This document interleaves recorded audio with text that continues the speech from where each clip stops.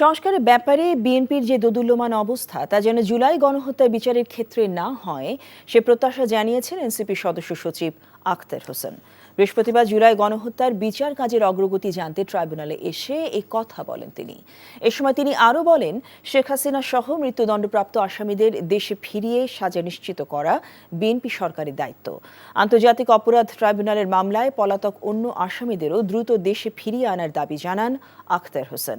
আন্তর্জাতিক অপরাধ ট্রাইব্যুনালের বিচার কাজ চলমান থাকবে বলে জানিয়েছেন চিফ প্রসিকিউটর তাজুল ইসলাম। বলেন, ট্রাইব্যুনালের বিচার কাজ নিয়ে সরকার ইতিবাচক।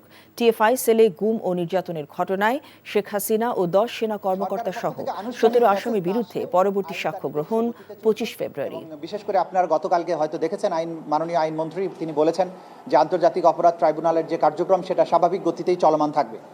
সুতরাং আমরা আশা করছি দেশবাসীর মতো আমাদেরও তো প্রত্যাশা যে যেখানে বিচারের জায়গা বিচারের মতো চলমান থাকে। এত বড় বৃহৎ জনগোষ্ঠীতে বিএনপি যদি ওভারটেক করার চেষ্টা করে জনচাপে পড়েই তারা এটা আর পারবে না, এবং আমরা জানি তারা জল ঘোলা করে জনচাপে বাধ্য হয়েই সংবিধান সংস্কার পরিষদের শপথ নিতে তারা বাধ্য হবে।